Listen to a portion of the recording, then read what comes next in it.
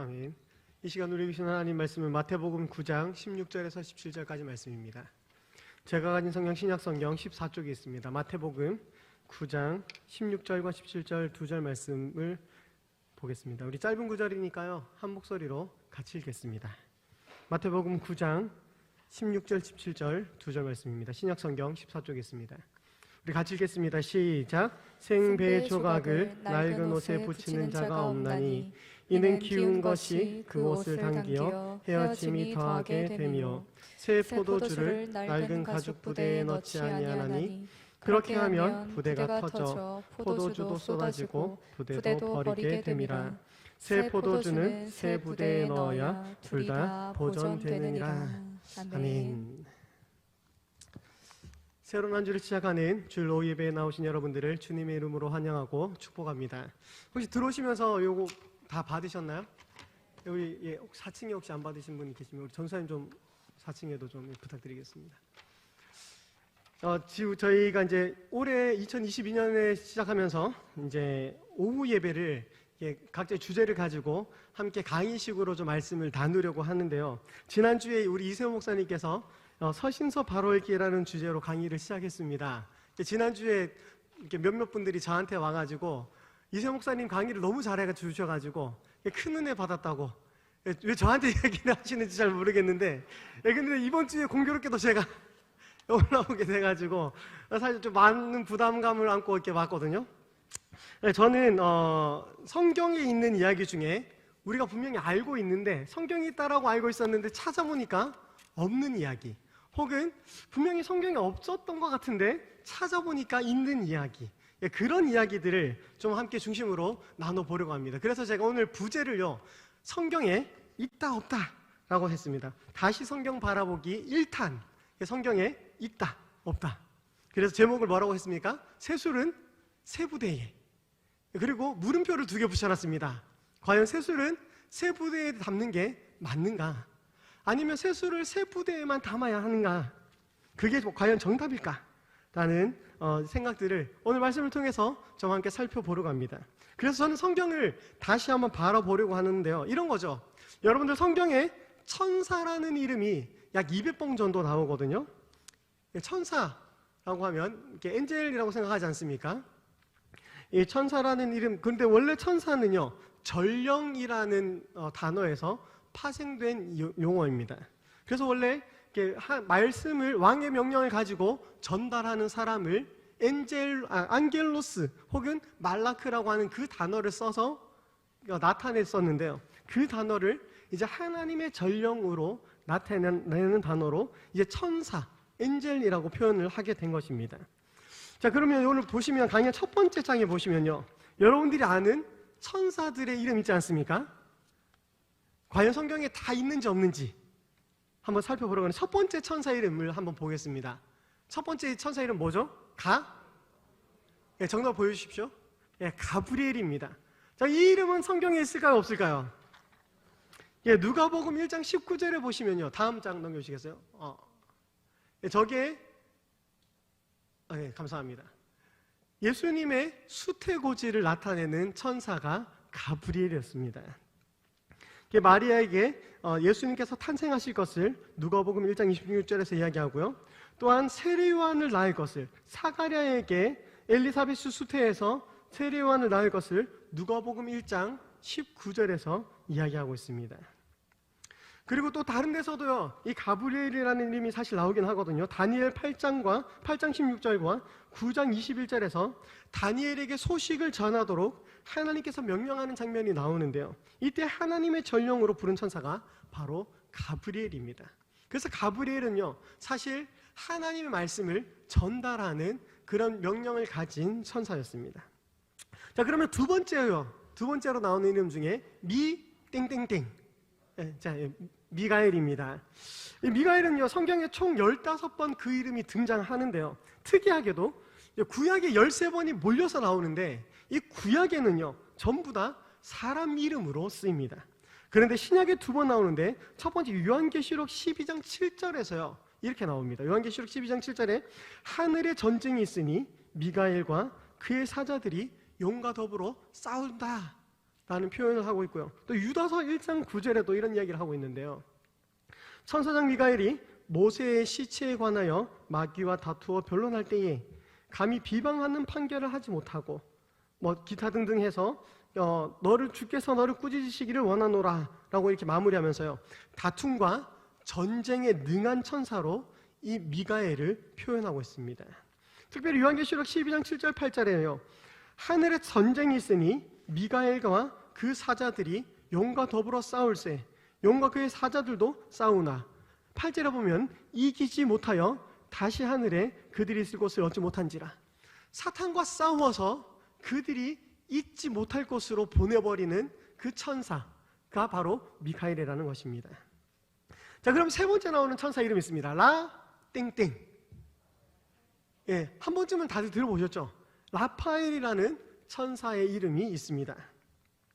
자, 그런데요, 이 라파엘이라는 천사의 이름이 성경에 등장할까요? 등장하지 않을까요? 예, 라파엘이라는 이름의 천사는요, 성경에는 등장하지 않습니다. 우리가 분명히 굉장히 익숙하고 이렇게 와닿는 이름이지만 이 라파엘이라는 이름의 천사는요, 우리 성경은 66권이지 않습니까? 66권 외에 천주교에서 공동 번역으로 보는 성경이 7권이 더 있는데요. 73권의 성경을 천주교에서는 보는데 그 중에 그걸 외경이라고 이야기하거든요. 그 외경 중에 토비서라고 하는 그 외경에 이 라파엘이라는 천사가 등장하고 있습니다. 여러분 잘 알다시피 출애굽기 15장 26절에 너희를 치료하는 여호와임이니라 라고 말씀하시면서 치료하는 여호와를 야훼 로페카라고 이야기를 하는데요, 거기서 이 라파라는 단어가 파생되었거든요. 예, 그래서 이 치료를 주관하는 천사로 라파엘이라는 이름을 가진 천사가 등장하는데요, 이 이름은 사실 우리가 보는 이 성경 66권 안에는 있다고요, 없다고요? 예, 없다는 겁니다. 자, 그러면 천사 이름을 알아봤으니까요, 사탄의 이름도 한번 알아보려고요. 자, 여러분들이 잘 알고 계신 사탄은 어떤 존재일까요? 사탄은요, 원래 히브리식 표현으로도 샤탄이라고 이야기합니다.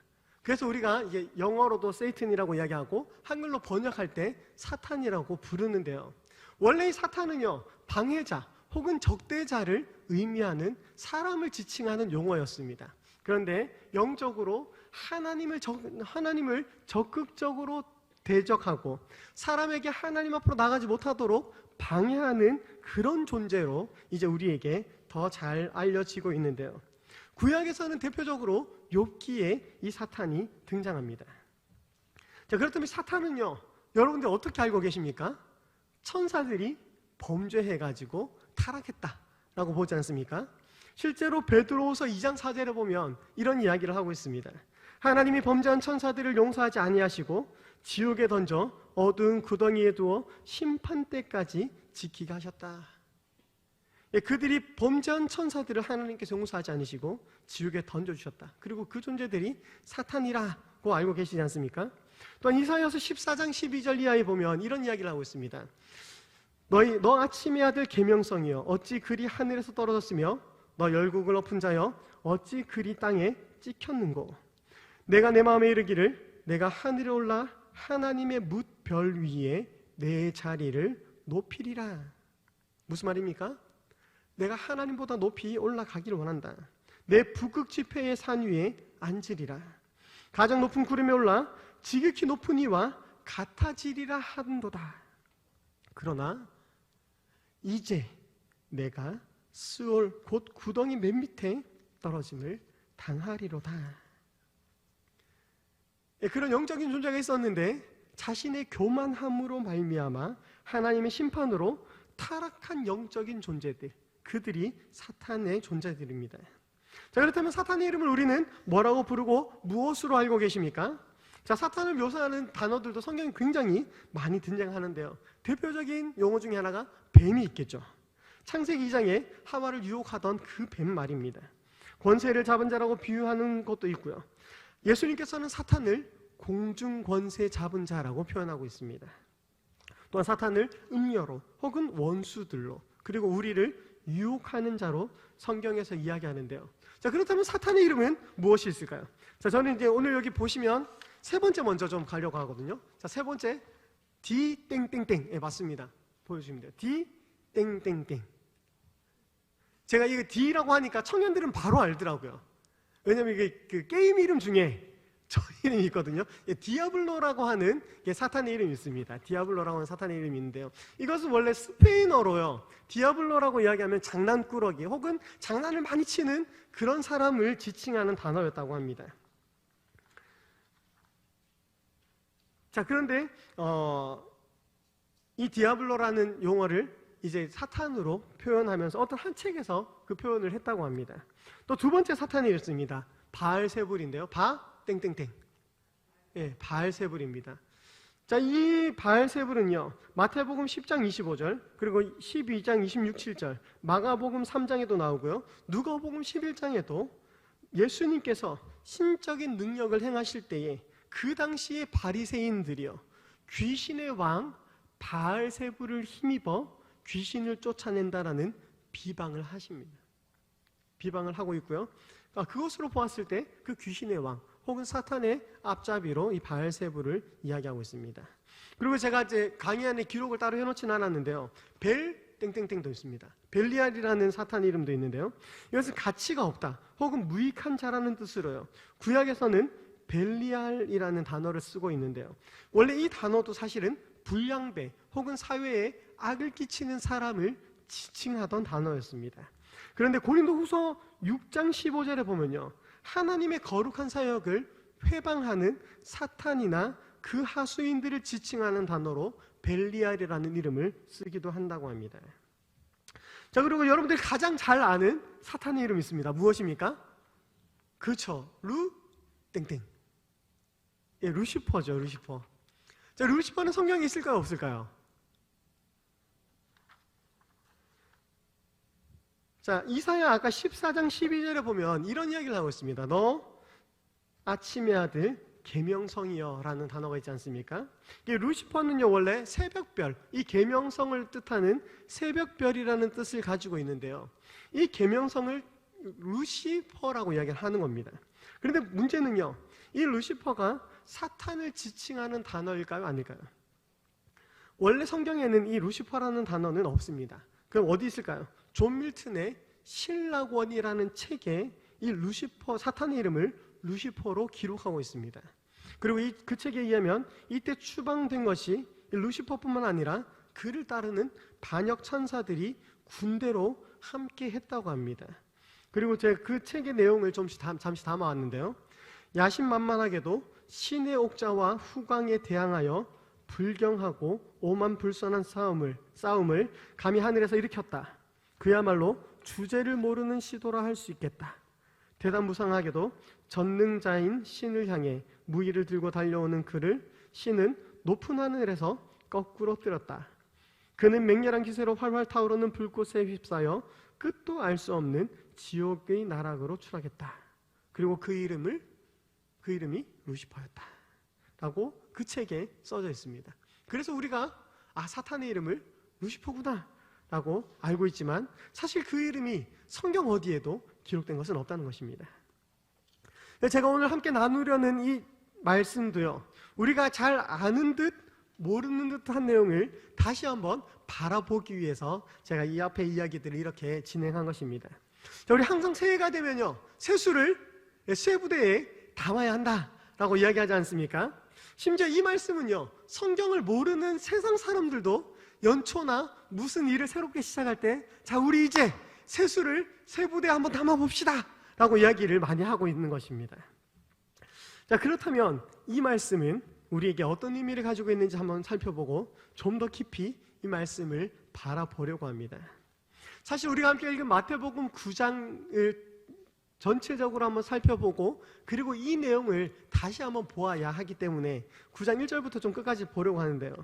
마태복음 9장에는 여러 가지 예수님의 사역들이 쭉 나열되어 있습니다. 그 중에 첫 번째, 예수님께서 침상에 누운 중풍병자의 병을 고치시면서 9장 2절에서 이런 이야기를 하고 계십니다.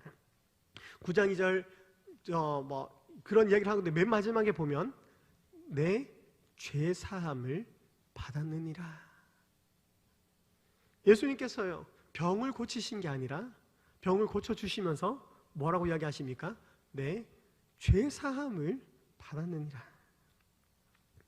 그리고 13절쯤에 가면요, 마태와 예수님께서 함께 앉고 이제 그들과 함께 식사를 하시는데 바리새인들이 예수님을 비방합니다. 어떻게 저런 세리나 창기들과 함께 식사를 하십니까? 그때 13절에 이렇게 이야기합니다.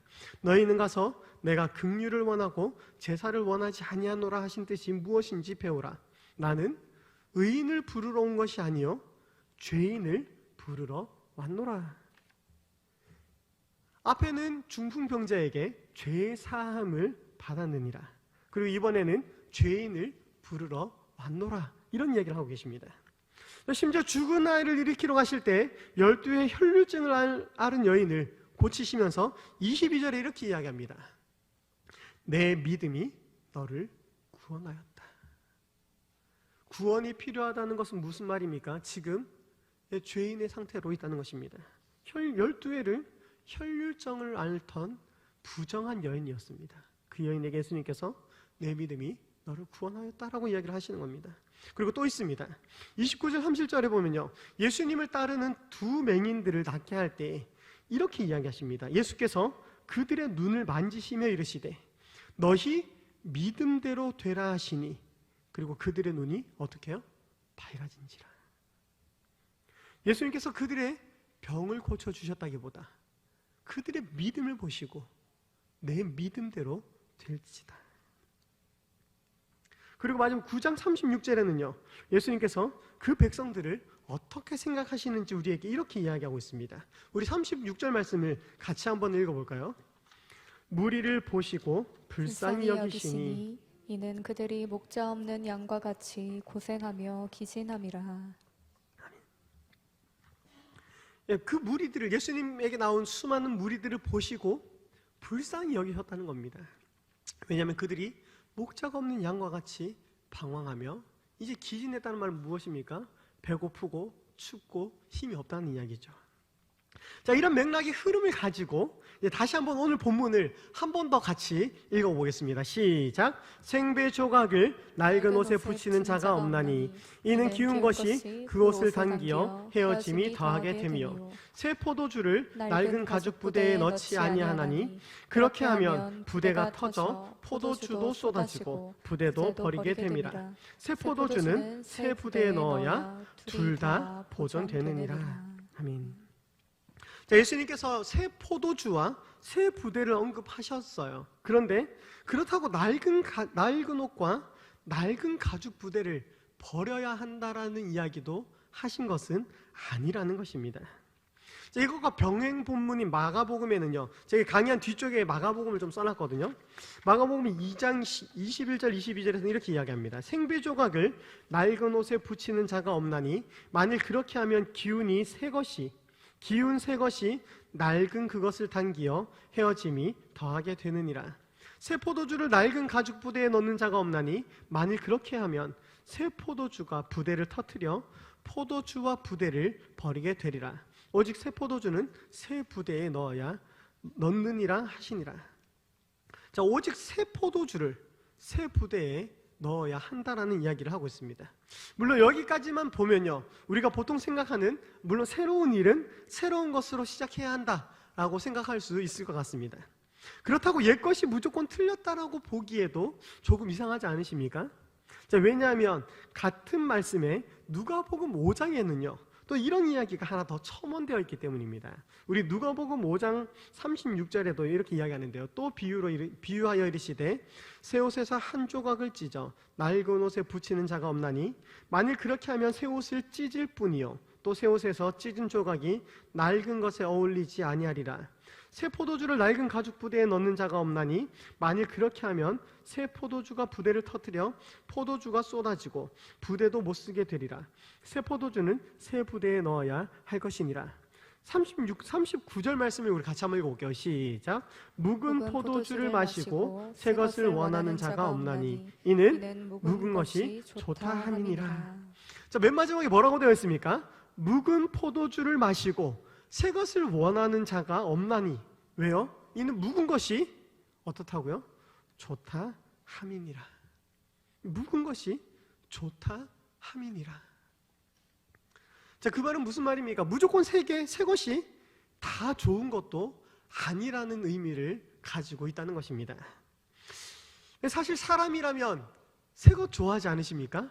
뭐 새 집, 새 옷, 새 가방, 새 신발, 새로운 컴퓨터라든지 뭐 새로운 차, 이런 새 것에 대한 로망들이 다들 있지 않으십니까?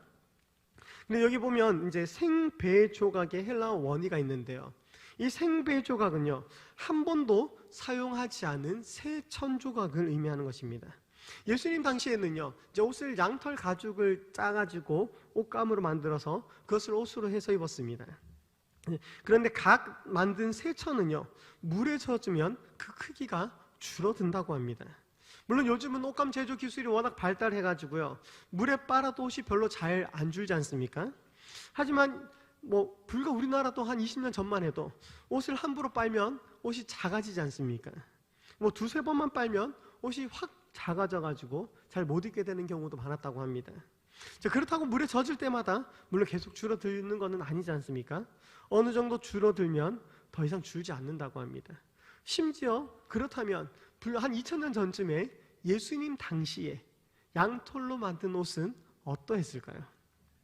양모로 직조한 새 천도요, 물에 젖으면 그 크기가 줄어든다고 합니다. 하지만 낡은 옷은 이제 줄을 대로 줄어들어가지고 물에 젖어도 더 이상 줄어들지 않는데요, 그런 옷에다가, 그런 옛 옷에다가 새로운 천 조각을 대고 꿰매면 어떻게 될까요? 이제 옛 옷은 안 줄어들어서 그대로 있는데 새로운 천 조각은 다시 줄어들어가지고요, 옷이 찢어진다고 합니다. 그래서 새 천을 낡은 옷에 덧대어 꿰매지 않는다고 합니다. 그렇게 하면 새 천도 살리고 낡은 옷도 보존할 수 있기 때문입니다. 여러분 중에 혹시 새 옷을 사가지고 바로 입으시는 분 계십니까? 적어도 한 번 정도는 세탁을 해가지고 그렇게 입지 않으십니까? 예수님 당시의 새 옷은요, 금방 만들어진 그 옷이 오늘날의 옷감처럼 이렇게 부드럽고 뽀송뽀송하지는 않았지 않겠습니까? 거칠고 뻣뻣한 옷이었다고 합니다. 오히려 조금 입은 옷들이, 그래서 약간은 헌 옷들이 더 부드럽고 촉감도 좋았다고 합니다. 그렇다면 여러분은 새 옷을 입으시겠습니까? 그래도 약간 좀 부드러운 옷을 입고 싶으십니까? 익숙한 게 더 좋을 때도 있다는 거죠. 자, 마찬가지로 누가는요, 묵은 포도주를 마시고 새 것을 원하는 자가 없다라고 이야기합니다. 왜요? 묵은 것이 좋다 함이니라. 왜 새 포도주를 새 가죽 부대에 넣습니까? 왜냐하면 이스라엘에서는요, 이스라엘 그 지역에는 물이 워낙 좋지 않다고 합니다. 우리나라처럼 수돗물을 바로 마셔도 탈이 안 날 정도로 물 상태가 좋지 않은 곳이 이스라엘인데요, 그래서 포도를 즙을 짜가지고 발효가 되면 오래오래 두고 마실 수 있는 상태로 바뀌는데 그게 바로 포도주입니다. 자, 그런데요, 금방 만든 포도주는 맛이 있을까요, 없을까요? 예, 여러분들 잘 안 먹어봐서 잘 모르시겠죠? 예, 그런데 포도를 금방 짜가지고 먹으면요, 생각보다 너무 시고 맛이 없다라고 합니다. 그래서 발효를 좀 시키기 위해서 일정 기간 숙성하는 단계를 거치거든요. 그리고 마시면 생각보다 맛이 있다고 합니다. 물 대용으로 마시는 그런 음료거든요. 자, 발효가 되면, 근데 문제는 이제 새 가죽 부대에다가 이 새 포도주를 담으면 가스가 생기고 신축성을 유지하며 잘 보관하기 위해서 새 포도주를 새 부대에 넣어야 한다고 합니다. 그리고 거기 걸려있는 거기 걸려있는 물통을 보면요, 그 가죽 부대를 보면 얘가 어느 정도가 되어 있는지 알 수 있고, 얘는 금방 먹을 수 있는 거, 얘는 담은 지 얼마 안 돼가지고 아직은 먹을 수 없는 거라고 금방 알 수 있다고 합니다. 사실 지금 본문은요, 예수님께서 금식하지 않은 것을 바리새인과 세례요한의 제자들이 보고 예수님께 물어보는 것처럼 항의하는 내용입니다. 왜 당신은 주와 선생 그리고 랍비라고 이야기하면서 왜 율법을 올바로 지키지 않고 한 율법에 담겨있는 금식의 명령을 제대로 지키지 않는 것입니까? 라고 물어본 그들에게 예수님께서 이런 대답을 하신 것입니다. 그러면서 세술은 새 부대에 넣어야 한다. 사실 예수님께서 금식하지 않으신 이유는요, 지금은 금식할 때가 아님을 알고 계셨기 때문입니다. 아까 제가 앞서 말씀드린 대로 중풍병자를 고칠 때 예수님께서 내 죄 사함을 받았느니라, 계속해서 지금은 회개해야 할 때이니라, 그렇게 이야기하면서 지금 내가 너희와 함께 있기 때문에 지금은 금식할 때가 아니라 잔치집에 결혼식에 나온 신랑과 함께 이 지금은 먹고 즐길 때라는 이야기를 하고 있는 것입니다. 지금 주님이, 우리의 신랑이신 주님이 우리와 함께 계시기 때문에 그 잔치에 참여하여 함께 먹고 마시며 즐길 때입니다. 왜냐하면 회개할 기회가 지금 있으며 주님께서 지금 그들과 함께 계셨기 때문입니다. 그런데 주님께서 십자가에 죽으시고 더 이상 회개의 기회가 찾아오지 않을 그때에, 주님께서 더 이상 우리와 함께 할 수 없을 그때가 되면 아무리 우리가 회개를 하고 마음을 찢고 기도해도 그 기도가 들어질까요? 들어지지 않을까요? 지금은 할 수 있는 때이기 때문에, 그래서 묵은 것을 바라보고 그것을 충분히 즐길 수 있는 때이기 때문에, 그래서 묵은 포도주를 마시며 좋은 것을 즐길 때라는 것입니다.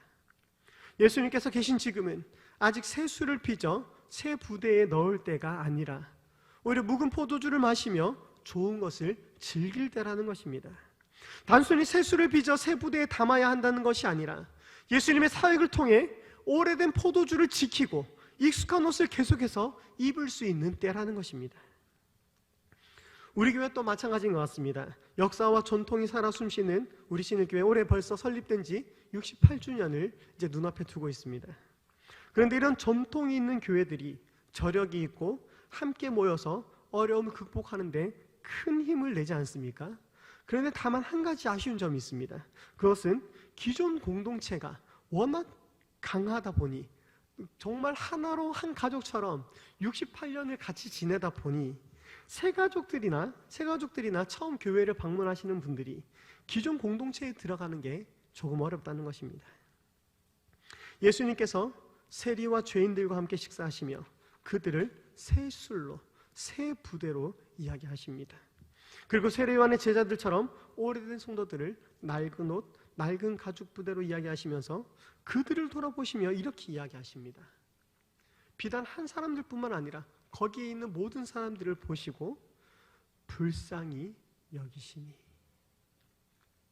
예수님께서는요, 바리새인이든 세리와 창기든 고아와 과부든 어느 누구도 버릴 수 없는 귀중한 존재라는 것입니다. 생배조각과 새 포도주는 물론이고 낡은 옷과 낡은 가죽 부대조차 다쳐서는 안 된다는 것입니다. 그리고 이 둘이 서로 대립하는 것 또한 원하지 않으셨습니다. 왜냐하면 포도주도 쏟아지고 부대도 버리게 되는 일이 생길 수 있기 때문입니다. 그래서 오늘 본문을요, WPC라는 주석에서는 이렇게 이야기합니다. 마태는 복음과 율법이, 그래서 기독교와 유대교가 아니라 하나님의 복음과 그 율법이 교회 안에서 하나로 융합되어야 한다고 믿었다. 하지만 율법에 대한 순종과 그 해석은 어디까지나 예수님의 권위 있는 가르침이 표준이 되어야만 했다.